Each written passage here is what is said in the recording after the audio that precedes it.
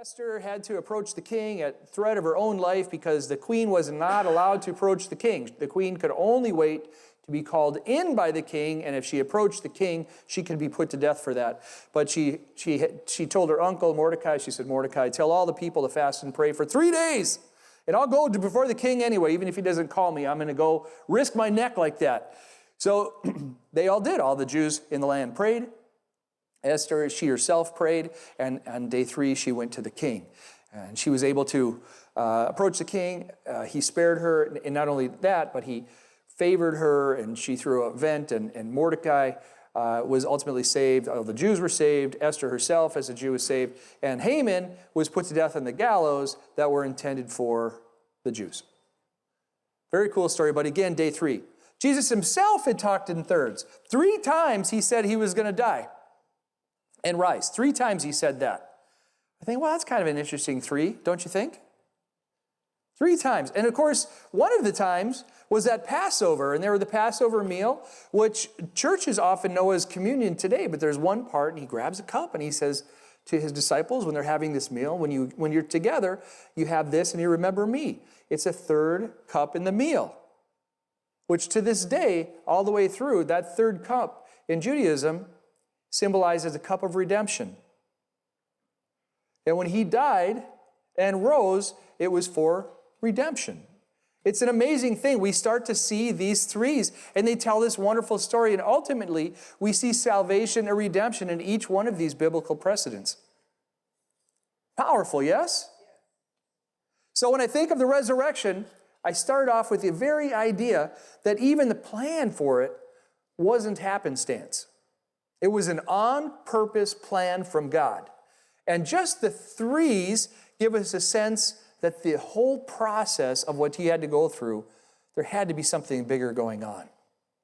So I'd like to take just a few minutes and look at 3 verses on why the resurrection matters. Number 1, 1 Corinthians 15. Now, if Christ had preached that he had been raised from the dead, how do some among you say that there is no resurrection of the dead? This is kind of a weird thing that's going on. This is after he died and after he rose. There was some murmurings going on that, well, maybe Christ didn't really rise from the dead. Maybe he just, maybe it was just a thing. And even today, some people have this kind of weird belief that in churches, even churches like this one, where they'll say, well, I don't really know if he rose. Does it really matter if he rose? Does it really matter? So when Paul was speaking to this, when he wrote this, he's speaking to this. And he said, verse 13, but if there is no resurrection of the dead, then Christ is not risen. Deep. And if Christ is not risen, then our preaching is empty, and your faith is also empty. His resurrection proves that our faith is real faith. We can't have faith if he doesn't rise because we say we follow a risen Jesus. Did he rise?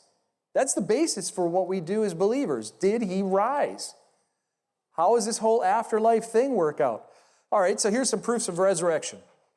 I have read a lot of this stuff for a number of years now.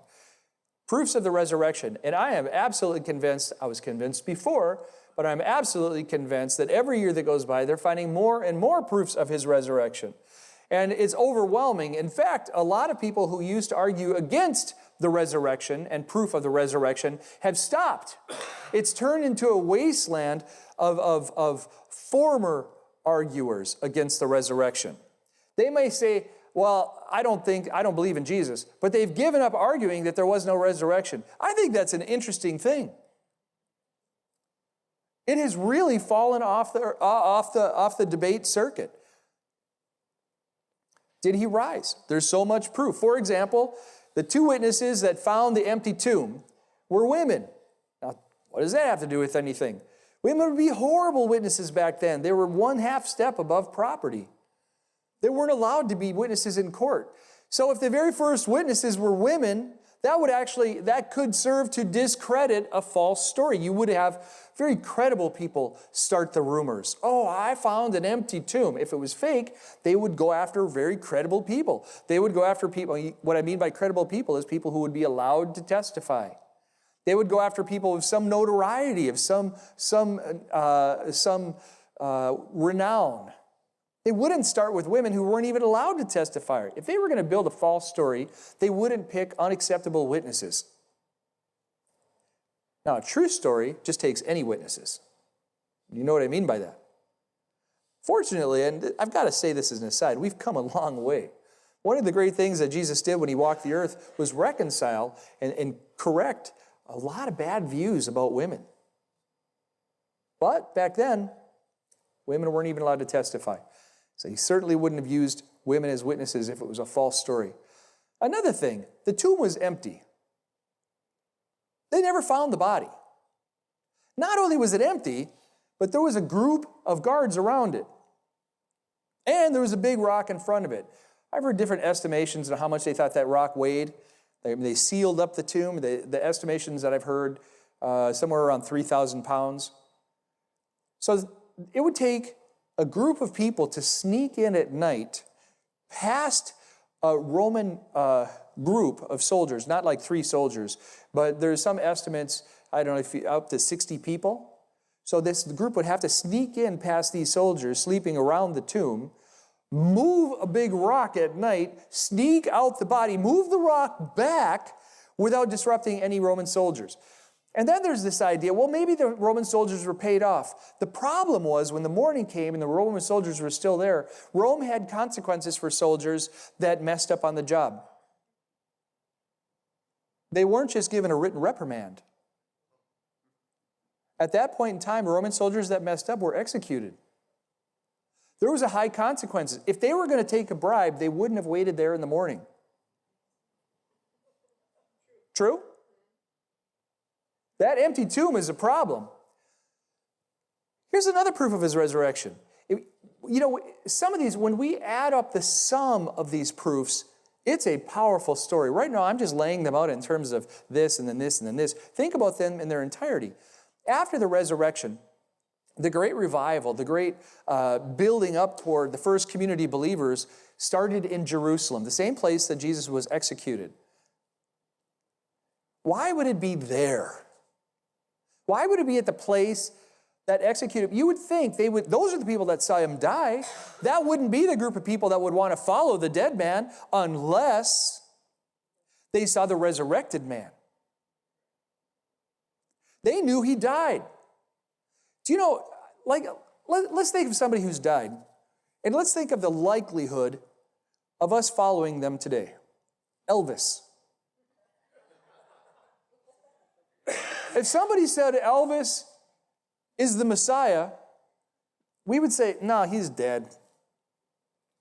But if Elvis showed up and just walked through the doors, because he is alive.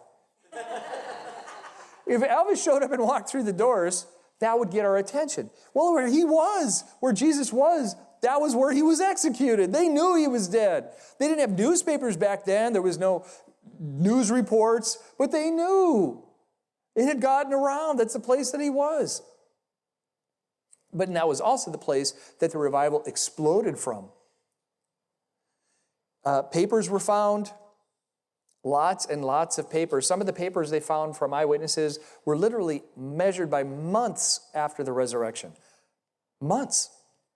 It's not like the paperwork proving the resurrection of these statement papers found from people that were written or whatever weren't 500 years later, but months later. In fact, there's an early creed that was often said, and it's believed one of the creeds, there's several of them, but one of the creeds that was said by believers is earlier in this chapter. Paul says, "For I saw what I heard I pass on to you this day, that he rose from the dead." That's my way of saying it.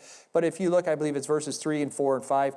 In those things, that was considered a creed. And the writings of the creed saying, we saw the risen Jesus they were found months after his death.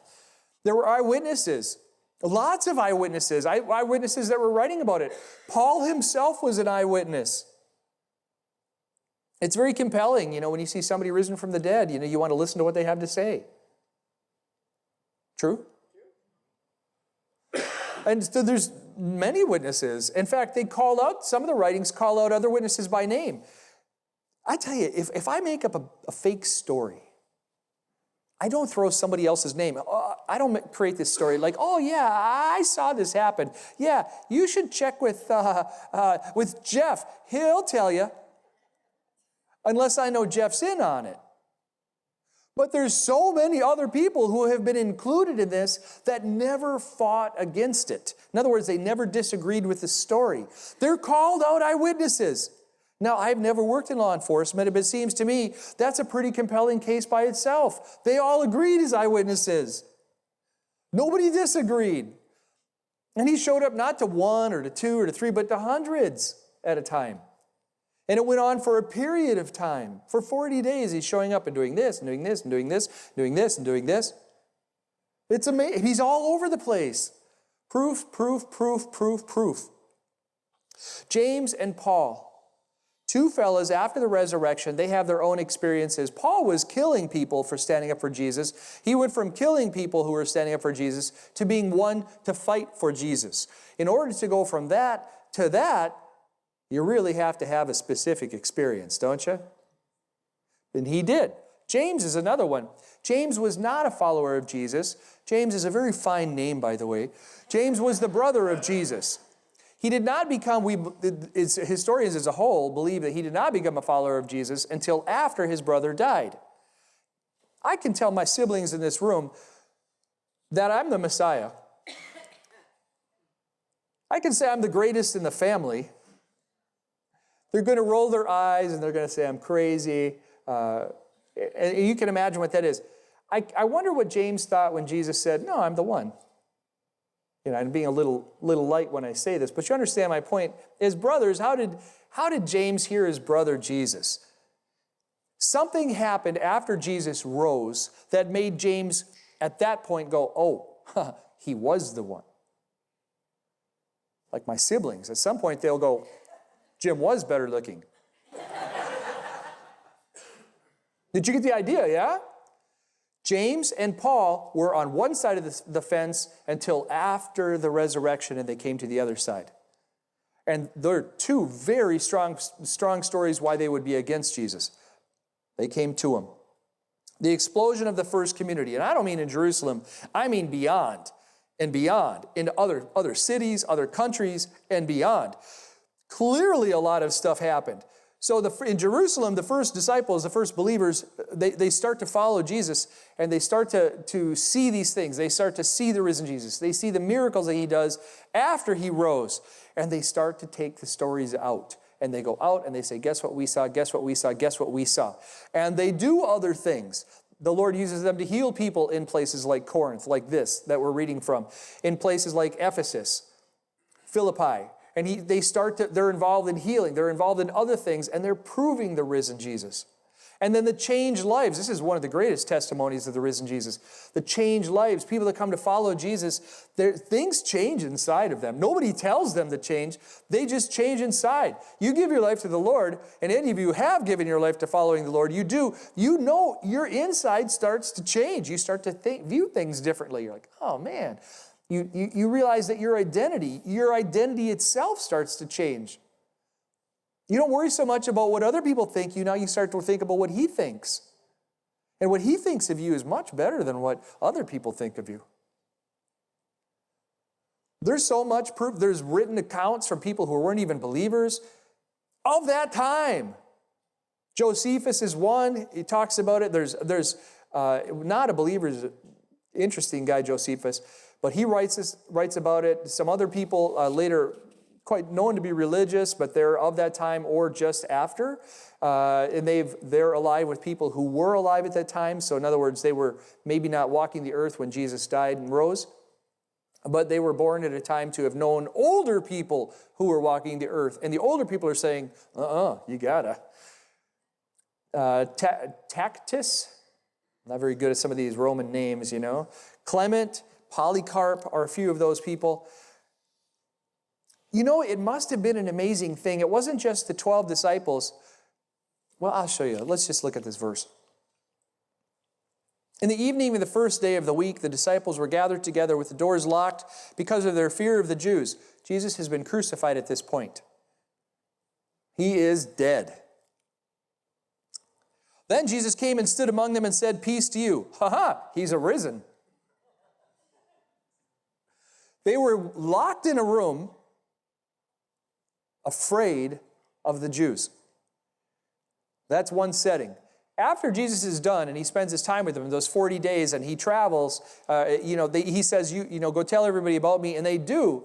So they go from a place of being fearful to a place where 11 of the 12 of them were martyred for their faith. They're afraid, and they're martyred. If you're going to put a con on somebody, if you're really going to fake somebody, you don't do it to your point of death. You don't con to the point of death. You just don't do it. And not that many people. So let's say there's one person in there that's not thinking quite right, and they do want to have a con to the point of death. I'm making up a story. Really, you can kill me. It's okay. Then you'll see that my story is true. So let's say that was one person's attitude. 11 people wouldn't do that. Cons don't do it for death. Cons are looking for the easy way of doing things. And they went to their death, and boy, they went to their death in some difficult ways. It wasn't just the apostles, though, that went to their death like that. It was also the people who were thrown in the Colosseum. And other Colosseums. How many of you have been to the Colosseum in Rome? Super interesting place. My wife and I were there, and we're walking around. The whole Colosseum was built for dead people. It's a horribly depressing place when you think about the story behind it. And they just dragged in people and people and people and people and animals too. And the Romans would pay to watch to see who would live and who would die. And they just slaughtered in so many creative ways people who followed the Lord. They found a cemetery outside the Colosseum, a big pit really, they believe 1 million bodies. 1 million bodies. Isn't that something? The amazing thing to me isn't that one Colosseum. The amazing thing is it's believed that it was something like 15 or 20 or whatever it was, Colosseums all over the Roman Empire. And they threw in Christians. They just kept tossing them in. That's terrible. Why were those people willing to go to their deaths? Because he rose. Because he got up. Because they saw it. Because they saw him heal. And they knew he changed lives. Resurrection Day tells us he got up. We're going to go through there. 1 Corinthians 15, their second point. But now Christ is risen from the dead and has become firstfruits of those who have fallen asleep. For since man came by death, man also came to resurrection by the dead. For in Adam all die, even so in Christ all shall live.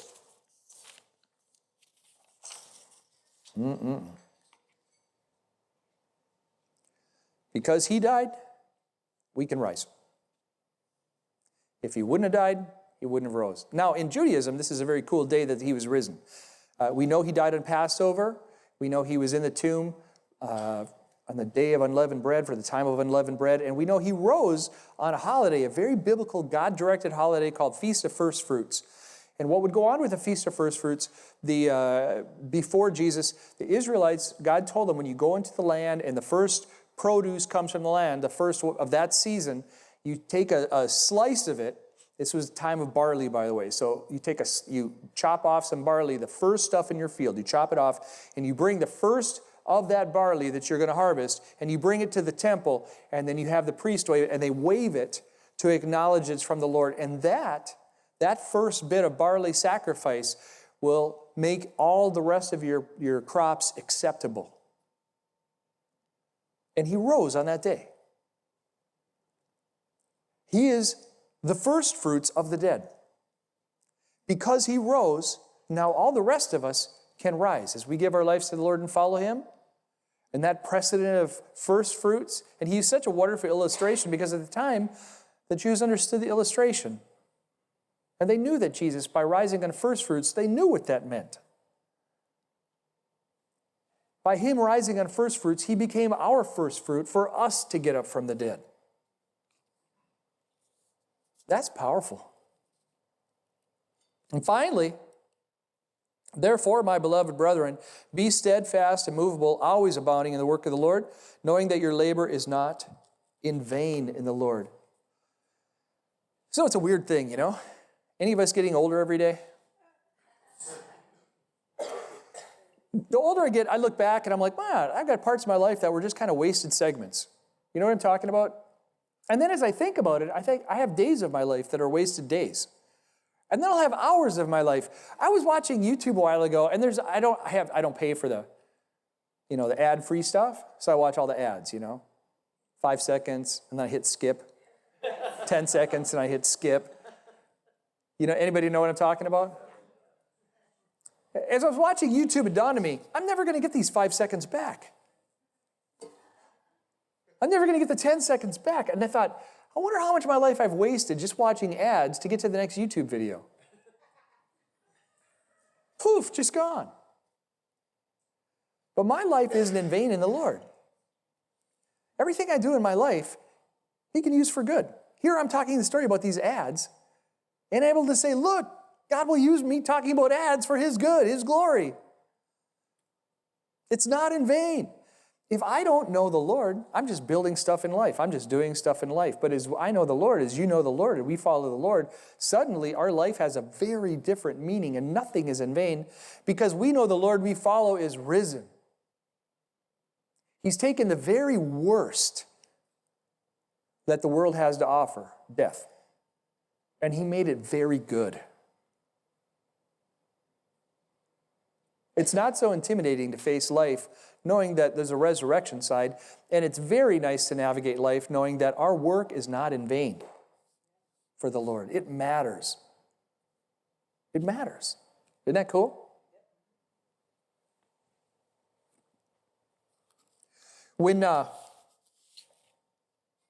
I suppose the big question is why? Why would He do it? It's pretty straightforward. He loves us. He even loves all 3 of my siblings. He does love us very much. His plan was never that He would sit and not have relationship with humans. He made us for His pleasure. And when He first made humans, Adam and Eve in the garden, they had a very good relationship with Him. There was no sin at that time, and sin started when they took that first big bite of that fruit. And they got the boot from the garden. A holy God who's perfect can't tolerate sin being around Him.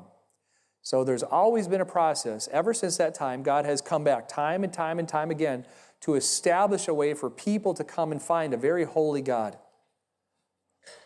And the biggest thing that He's done was when His Son came to earth willingly.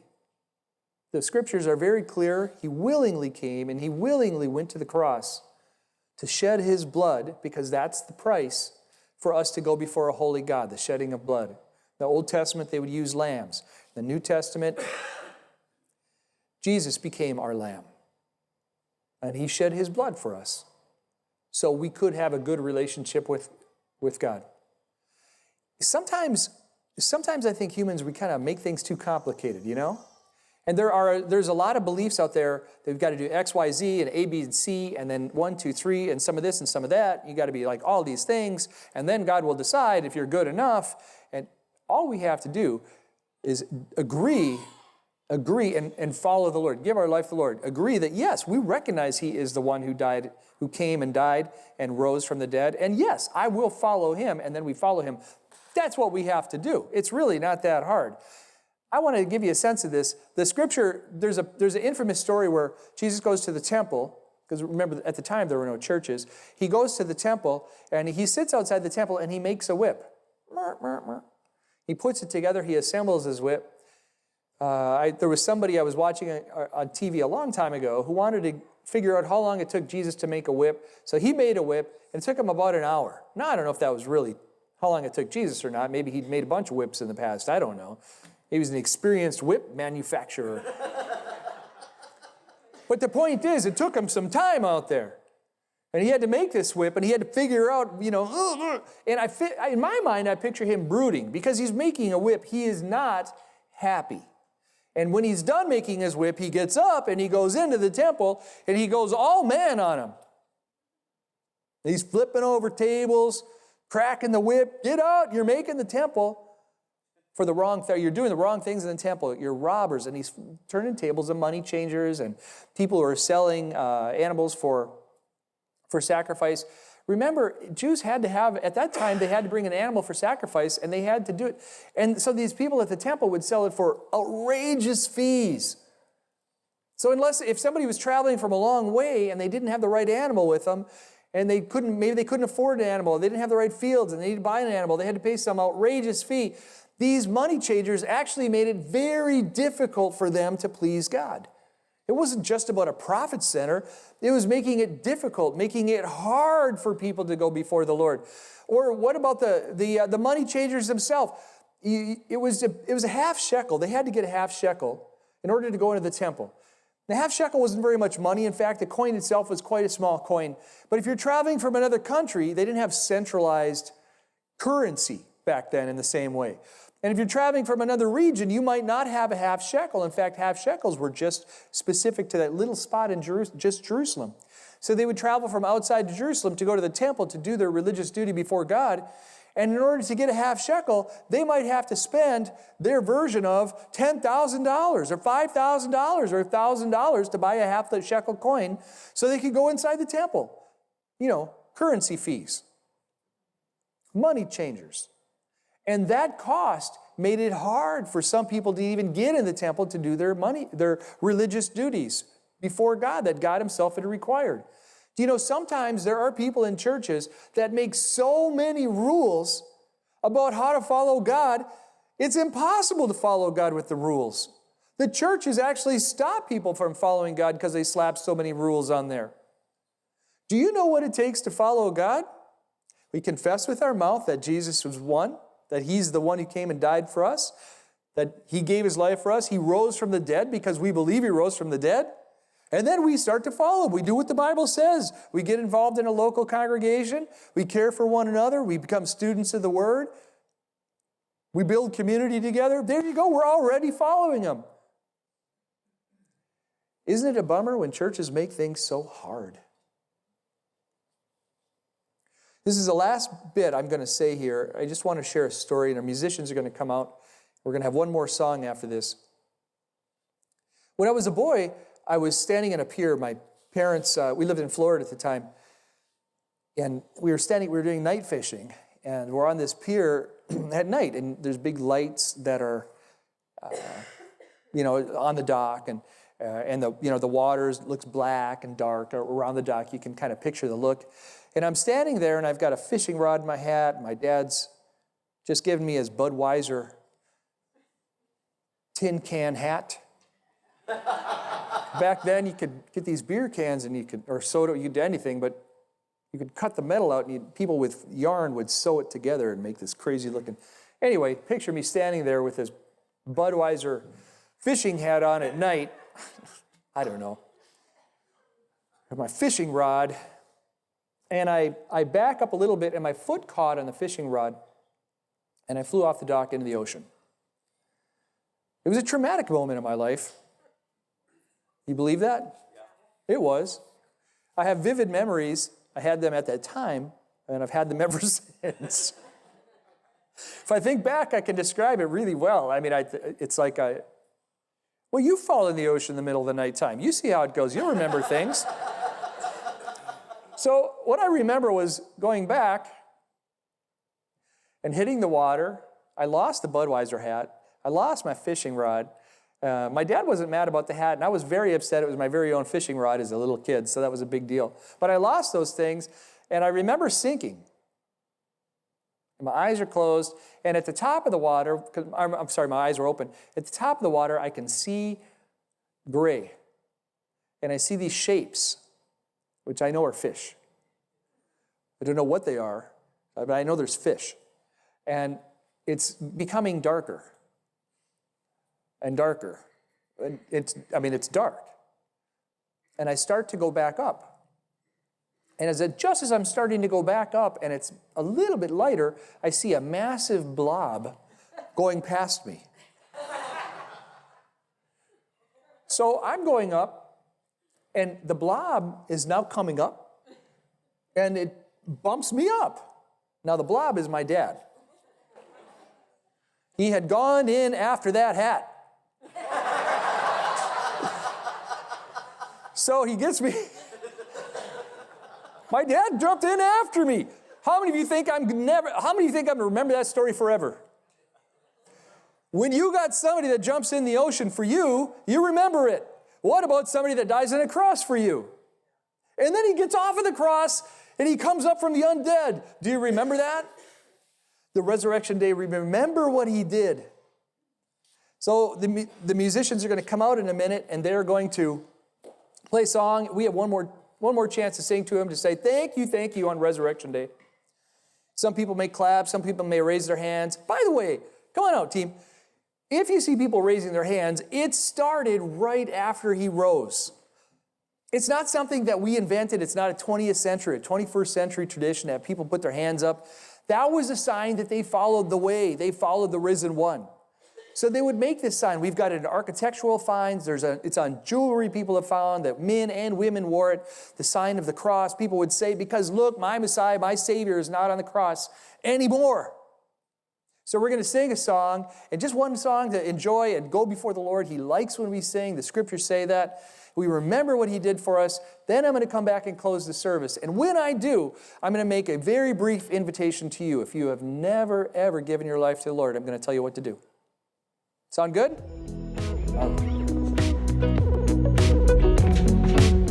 Thank you for joining us for the live stream of this service at Anchor Falls Church.